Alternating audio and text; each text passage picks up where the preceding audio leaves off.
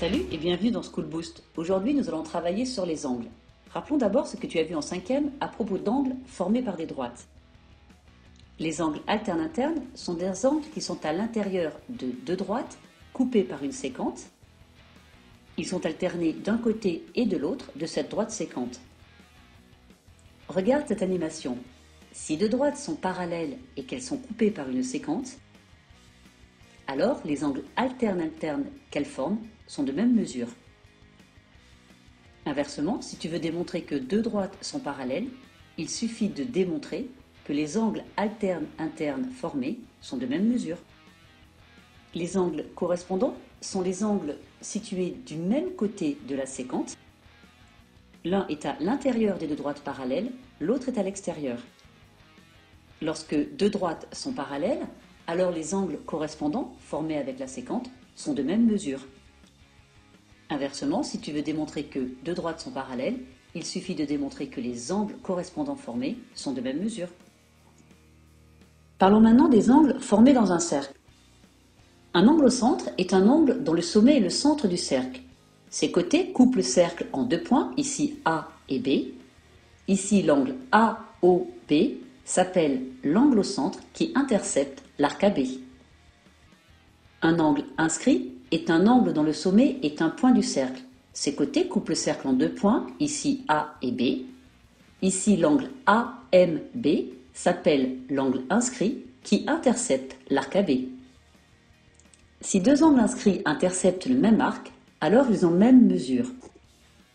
Ici, l'angle ABC est un angle inscrit qui intercepte l'arc AC. L'angle ADC est un angle inscrit qui intercepte le même arc. L'angle ABC et l'angle ADC ont même mesure. Un angle inscrit mesure la moitié de l'angle au centre qui intercepte le même arc. Ici, l'angle ADC est l'angle inscrit qui intercepte l'arc AC et l'angle ABC est l'angle au centre qui intercepte le même arc. L'angle inscrit, ADC, mesure la moitié de la mesure de l'angle au centre, ABC. Sais-tu ce qu'est un polygone régulier? C'est un polygone dont tous les côtés ont la même longueur et tous les angles ont la même mesure. Le triangle équilatéral en est un, le carré en est un autre.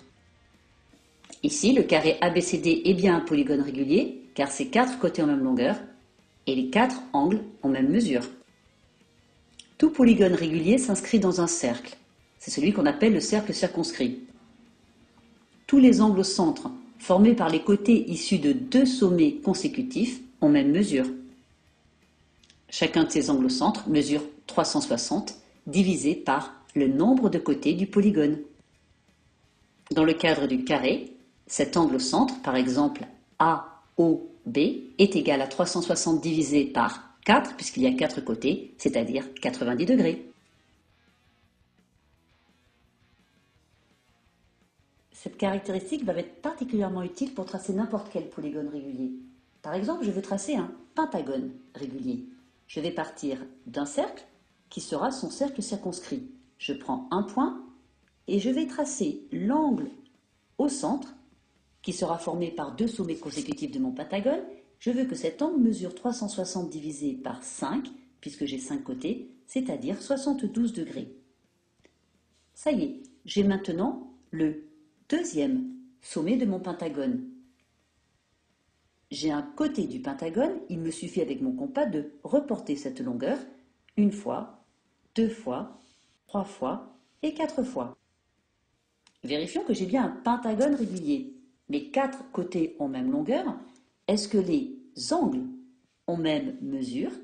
Eh bien, chaque triangle formé par les 5 angles au centre sont des triangles parfaitement superposables. Donc oui, mes angles ont bien la même mesure.